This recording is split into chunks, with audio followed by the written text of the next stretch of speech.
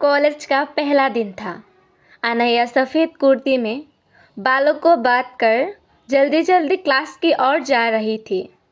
पीछे से एक आवाज़ आया, अरे ध्यान से, किताबें गिर जाएगी। वो मुड़ी तो देखा एक लड़का उसकी कॉपी उठाकर मुस्कुरा रहा था। वही आरव। अनैया ने बस इतना कहा, थैंक यू। और आरव बोला, आपका थैंक यू तो दिल में उतर गया। अनैया ने आंखें तरी, लेकिन होठों पर हल्की मुस्कान आ गई।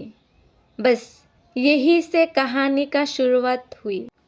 हर दिन आरव कोई ना कोई बहाना बनाकर अनैया से बात करता। कभी नोट्स मांगना, कभी क्लास प्रोजेक्ट, कभी कॉफ़ी का दावत। अनैया हमेशा कहती, मुझे इन सब बातों में दिलचस्पी नहीं। पर जब आरव एक दिन कॉलेज नहीं आया, वो पूरे दिन बेचैन रही। उसी शाम उसे एहसास हुई कि उसे आदत हो गई है आरव की। एक दिन बारिश में कॉलेज की छत पर दोनों अकेली रह गई। हवा में ठंडक थी, आसमान में बादल थे। आरव ने कहा, मुझे नहीं पता कब और कैसे, पर अब तुम्हारे बिना दिन पूरा नहीं लगता। अनैया चुप रही, पर उसके गाल लाल थे और दिल कह रहा था, शायद मुझे भी उससे प्यार हो गया है।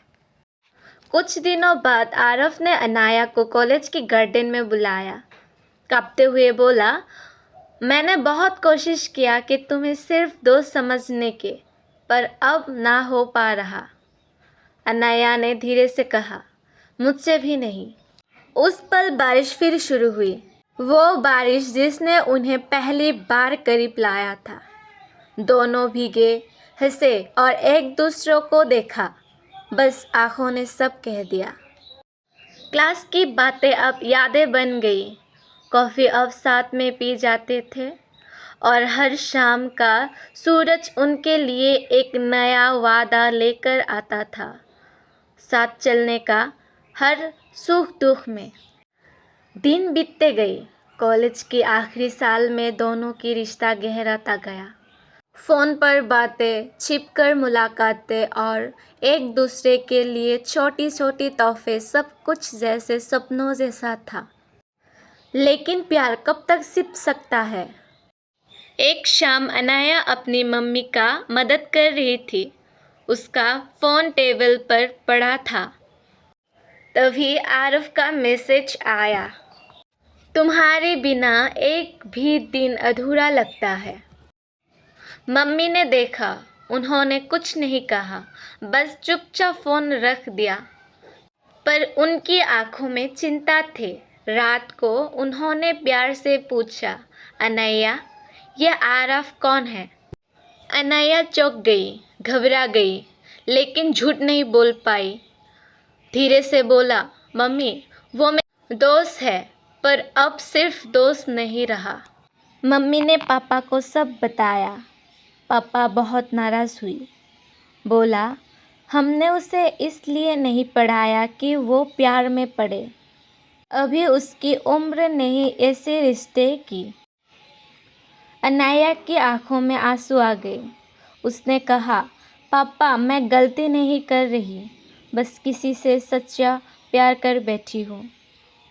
लेकिन पापा सुनना नहीं चाहते थे। कुछ दिन अनैया ने आरव से बात नहीं की। वो खुद टूट रही थी और आरव भी चुपचाप सह रहा था। पर एक दिन आरव कॉलेज के बाहर खड़ा था। उसके हाथ में एक चिट्ठी थी। मैं तुम्हारे पापा से मिलना चाहता हूँ। अगर मेरा प्यार सच्चा है तो मुझे उसे साबित करने दो। पापा ने पहले तो मिलने से मना किया, पर मम्मी ने कहा, कभी कभी हम बच्चों की नज़रों से ये दुनिया देखना चाहिए। आरव आया, साफ सुथरे कपड़े, आँखों में सच्चाई। उसने पापा से कहा, मैं अनैया का इज्जत करता हूँ। मैं चाहता हूँ कि आप हम दोनों की अपनी दुआ दें। चुप कर नहीं, आपके आशीर्वाद से साथ चलना चाहता हूँ। पापा कुछ देर चुप रही, फिर बोले, अगर तुम्हारी इरादा सच्चा है उसे हासिल कर लोगी। धीरे धीरे पापा का गुस्सा पिघलने लगा। उन्होंने देखा कि आरव हर कदम पर अनाया का ख्याल रखता है, पढ़ाई, घर, हर चीज में। मम्मी भी मुस्कुराने लगे।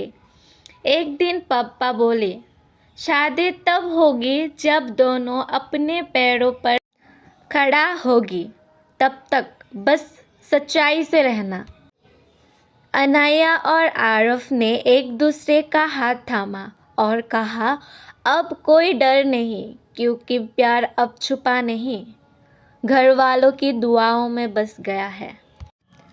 अगर मेरी वीडियो अच्छा लगता है तो एक लाइक, शेयर एंड सब्सक्राइब।